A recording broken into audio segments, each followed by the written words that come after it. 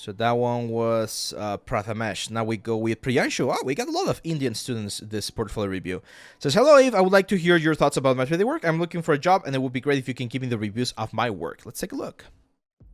Okay, I see a lot of weapons, so that's not necessarily bad, but again, weapons are one of those things that everyone can do. Like pretty much every character modeler out there, any like environment modeler, everyone can do weapons.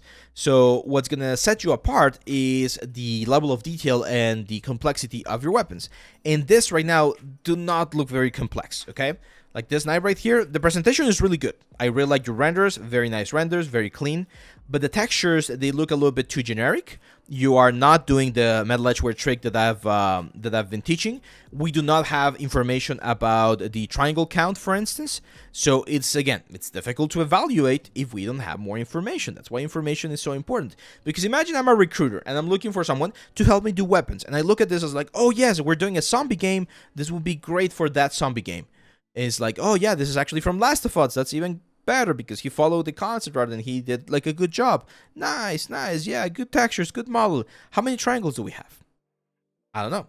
How many UVs are we using? I don't know.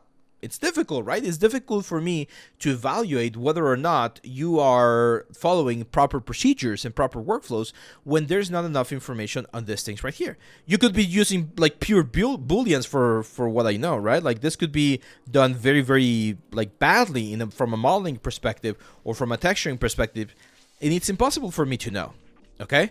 Now, one thing again that I'm going to tell you, my friend, is that the complexity level of these weapons is not as complex. Most of them, I consider just cubes with a couple of bevels. You're keeping it relatively simple. And yes, there are games that do it this way. But if you look for weapon concept arts, and you look, for instance, for some sci-fi guns, you're going to be seeing some that are like, damn, that's complex, right?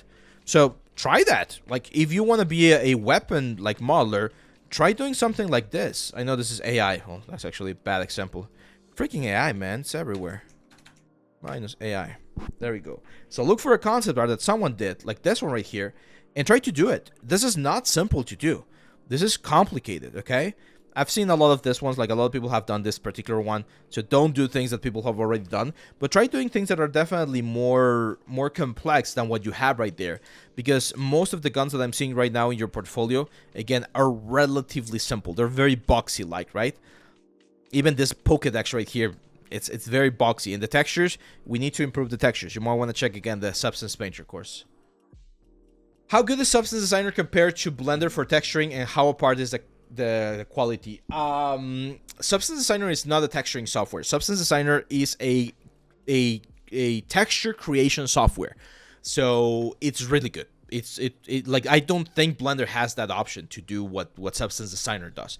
If you're asking about Substance Painter, still very good. Like, Substance Painter is way better at texture creation than a Blender. Can you do it instead of Blender? Yes, you can, but you still need to like, you're gonna get way better results inside of Substance Painter. Yeah, I'm glad that works, Priyanshu. Yeah, that would be my advice. Like, challenge yourself and pick a concept, pick a gun concept that's way more complex than what you've been doing. Something that has maybe a little bit more intricate pieces, something that's not as a square, something that has a little bit more flow to it. Of course, try to look for something that has enough reference so that you don't have to be guessing or trying to find other things, but like, something like this is very cool. It could be from a game still, but I would advise that it would be better if you can find a concept that someone did that was not used in the game. That also makes it more original.